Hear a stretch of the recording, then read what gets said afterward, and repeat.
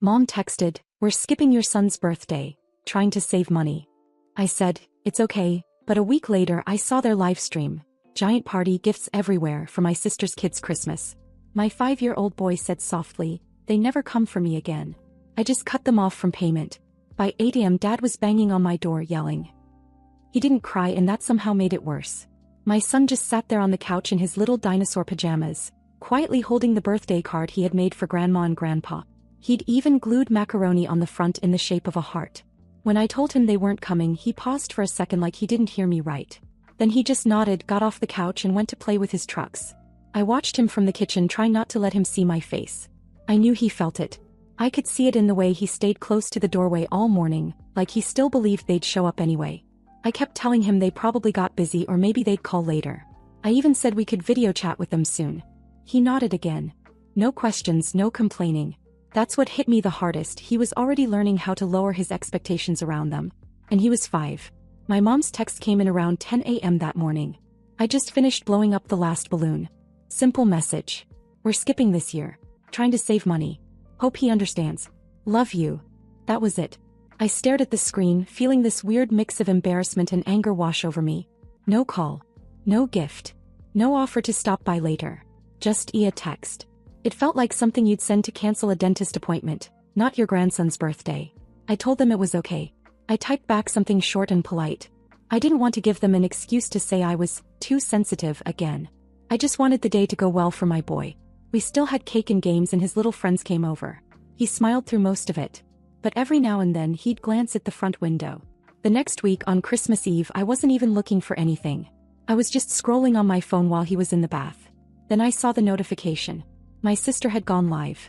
I tapped it without thinking. The video opened with my parents standing next to a huge Christmas tree, lights flashing, presents piled up underneath. The whole living room looked like a holiday commercial. There was music blasting, kids screaming in excitement, my mom laughing so loud I could hear it echoing off the phone speaker. My dad was passing out gifts with a Santa hat on. My sister's kids were opening electronics, bikes, gift cards, dolls, you name it. And the worst part was that everyone looked genuinely happy. Like there was no tension, no money problems, no reason to cancel anything. Like nothing was wrong at all. I watched the entire stream. Start to finish. Just sitting at the edge of my bed. He came out of the bathroom while it was still playing, wrapped in his towel. He climbed up next to me, shivering a little, and leaned on my arm. I paused the video, but not before he saw my mom holding up a huge present with his cousin's name on it. He didn't ask questions.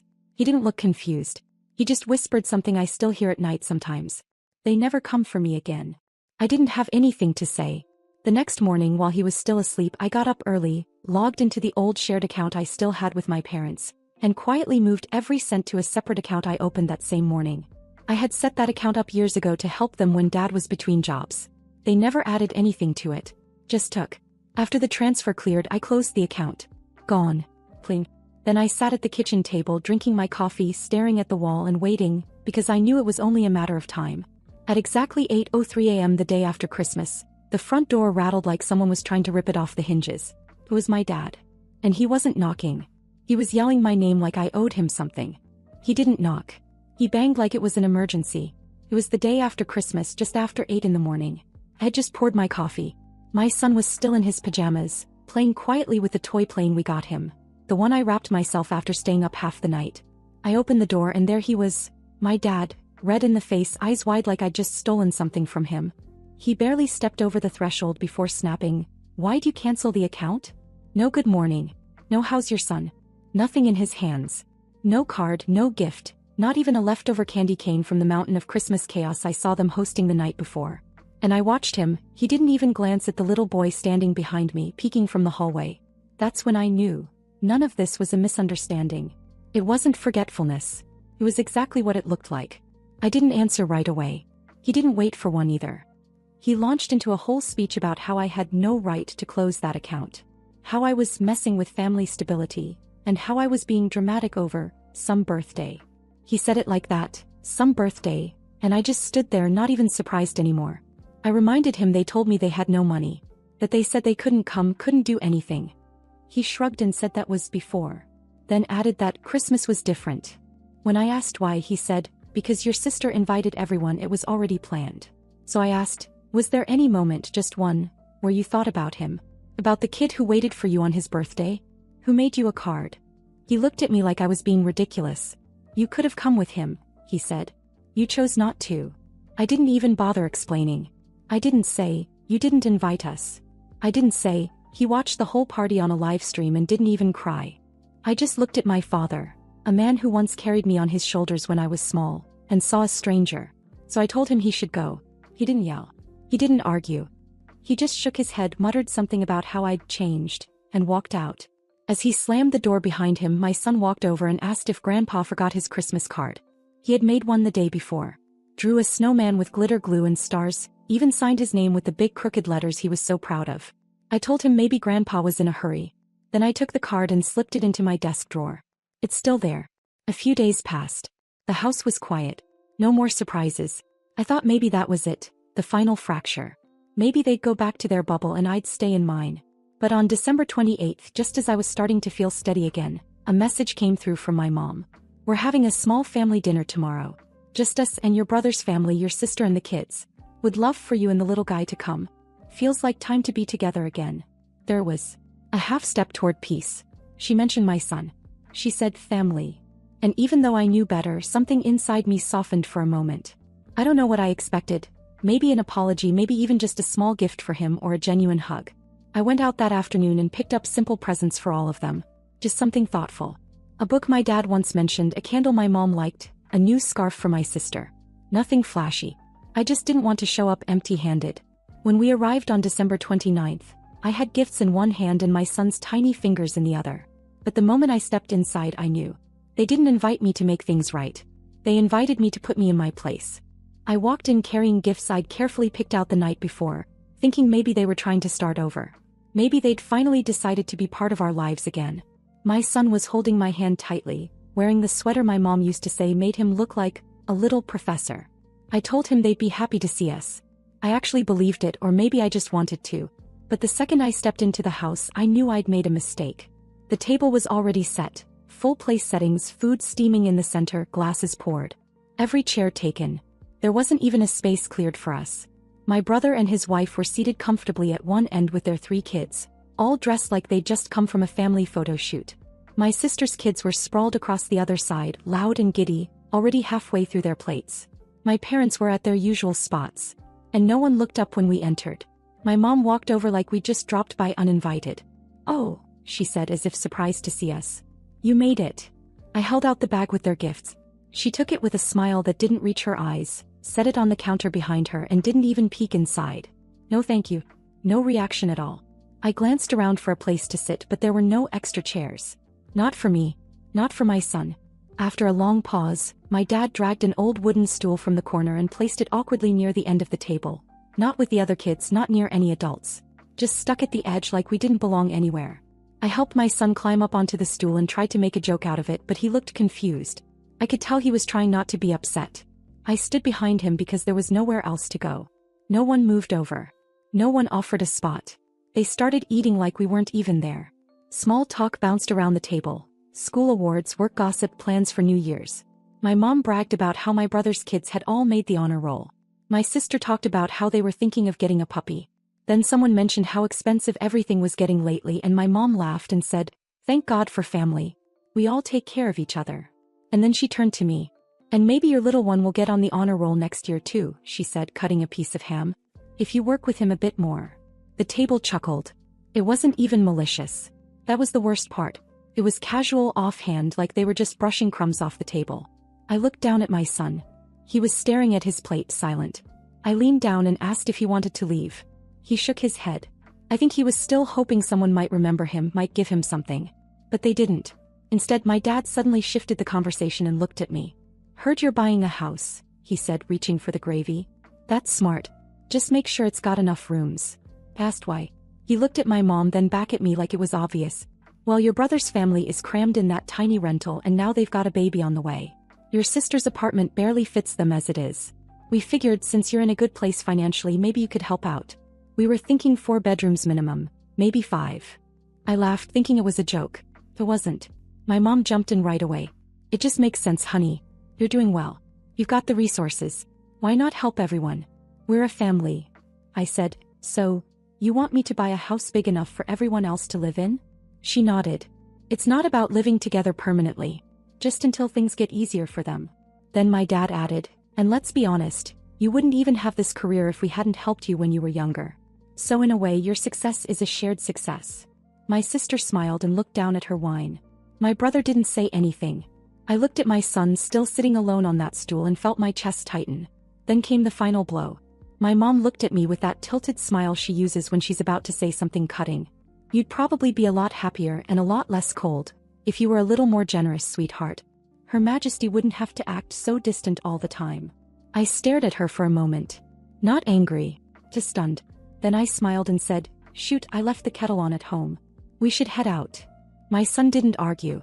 He slid off the stool, picked up the picture he'd drawn for Grandma and walked toward the door. No one stopped us. No one even said goodbye. On the drive home he asked why we had to leave early. I told him we had a dessert waiting at home, something special. He asked what it was. I said it was a surprise. When he went to bed that night, I took the picture he'd drawn, a Christmas tree with all of our names on it, and placed it in the drawer with the card he made for their missed birthday visit. That night I lay in bed and replayed every second of that dinner. And that's when I realized it wasn't that they forgot about us. It was that they never saw us as part of the family in the first place. The silence after that dinner was louder than anything they said. For the next few days I didn't hear a word from them. No follow-up. No text asking if we got home okay. Not even a message from my sister or brother. It was like we'd vanished, and they didn't notice or care. I kept myself busy. I took my son to the winter lights downtown. We made cocoa at home and built a cardboard rocket ship in the living room. I told myself I was done. No more hoping, no more giving chances. That dinner was the final answer to a question I'd been asking myself for years. But on January 3rd it started again. My mom called, then texted, then called again. She said we should talk, that they wanted to clear the air and start fresh. I ignored it. The next day she sent a voice note about family needing each other, how the holidays were stressful for everyone. I deleted it without listening all the way through.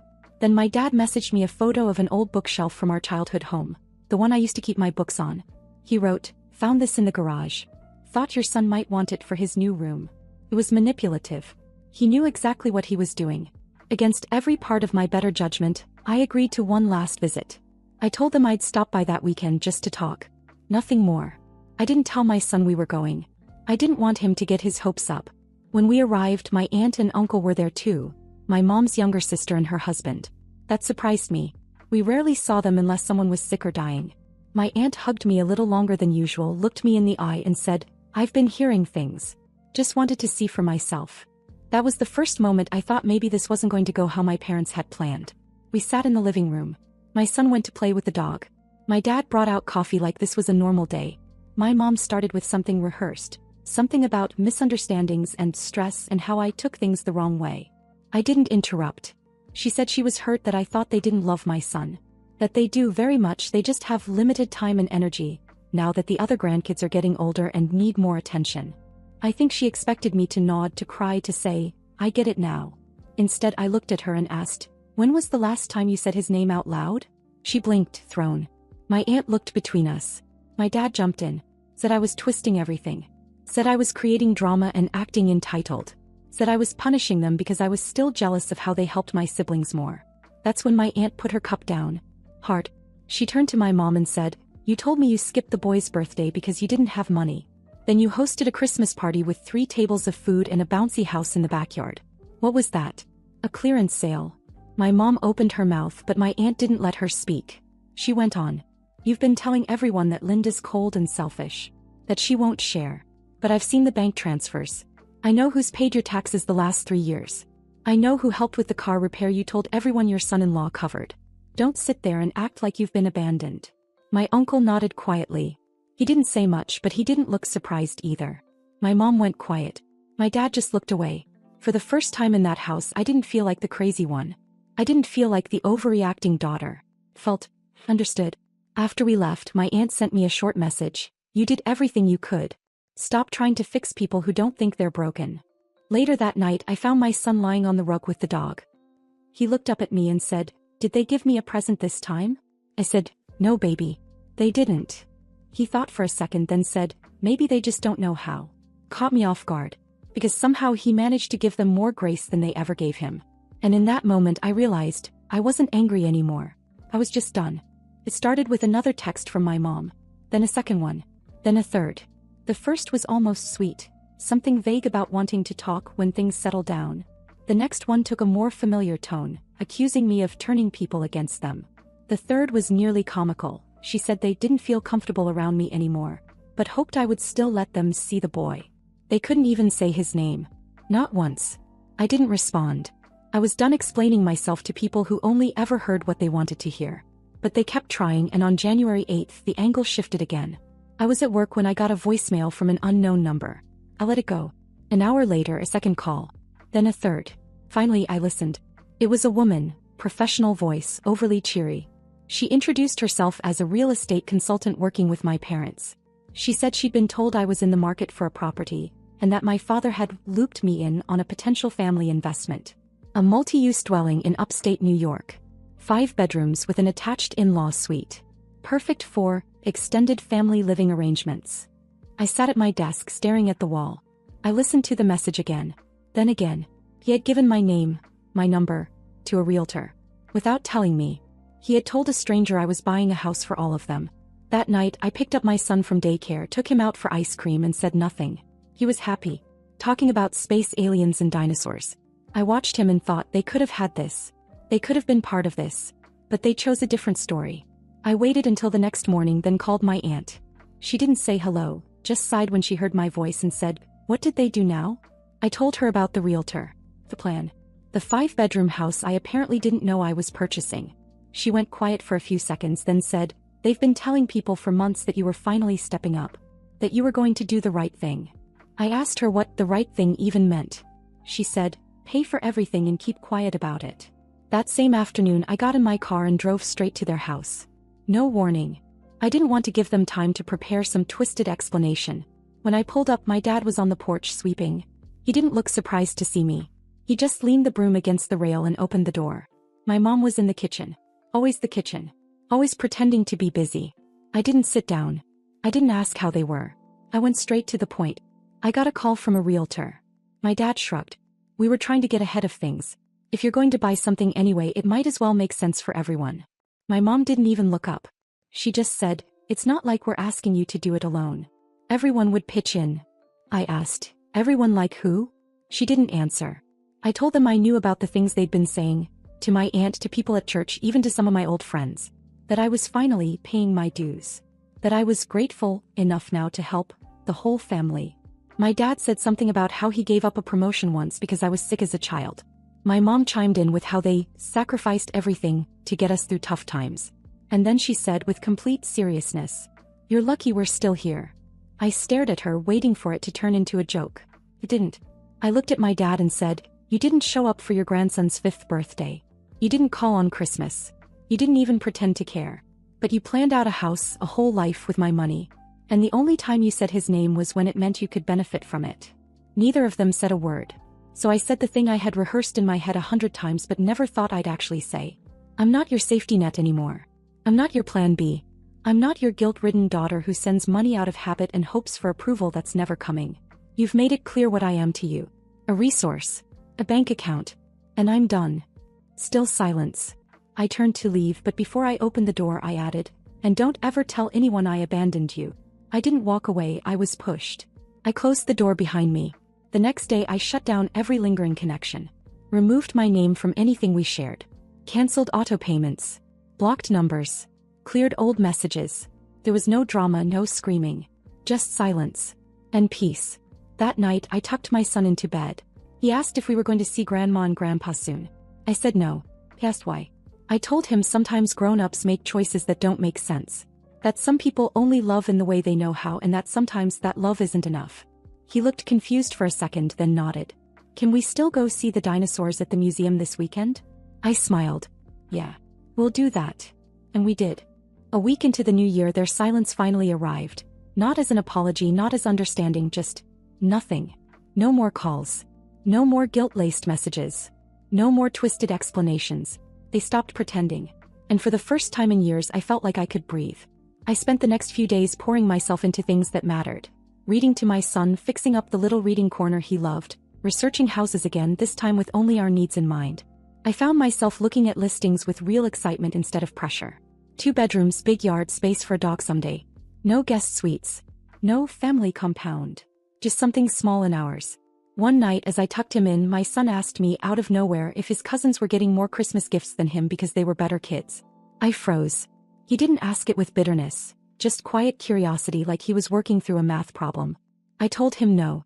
I told him some people get treated better because others choose to ignore what's fair, and that has nothing to do with being better or worse. It's about how grown-ups make their choices. He nodded thoughtful, then asked if we could do our own Christmas again next year, just the 2 of us with pancakes and spaceship wrapping paper. I told him yes. I told him we'd start our own traditions. He smiled and fell asleep fast that night. A few days later, I heard from my aunt again. She invited us over for dinner, just her husband, and us. She didn't say anything heavy. She just said she missed him, that she thought he deserved to feel part of a family. We went. It was quiet, cozy, nothing grand. He had a small gift waiting for him, a dinosaur puzzle. Nothing expensive, but she knew he loved dinosaurs. He beamed. My uncle helped him put the puzzle together after dinner while my aunt and I sat in the kitchen. No drama. Just warmth. I didn't know I needed it until it was there. She told me she wasn't proud of how long she stayed quiet about my parents. That for years she thought maybe it wasn't her place to get involved. I told her I didn't hold it against her. What mattered was now. What mattered was that someone had seen me, really seen me, and stood up. Later that night, driving home, I passed by a billboard advertising a luxury vacation resort in Florida. Beaches, family packages, togetherness. The whole thing. And I remembered something that almost made me laugh. In November, the same month my parents said they were tight on money and couldn't do birthdays this year, my mom had accidentally posted on Facebook instead of just sending it to my sister. It was a photo of a vacation package. A screenshot of flights. Disney World in February. Tickets for 7. My brother's family. My parents. Not us. They had been planning that the whole time. I sat with that for a long moment, then deleted the memory just as quickly as it had come. Because what was the point? They had told me who they were 1,000 times. I had just finally listened. Now I focus on what I do have. A bright, curious little boy who still believes in people, in pancakes for dinner, in wrapping paper covered in stars. And I remind myself daily that he deserves to be surrounded by love that shows up. Not just when it's convenient, not when it's public, but always. We might be a small family, but we're whole. And that's more than I ever had growing up.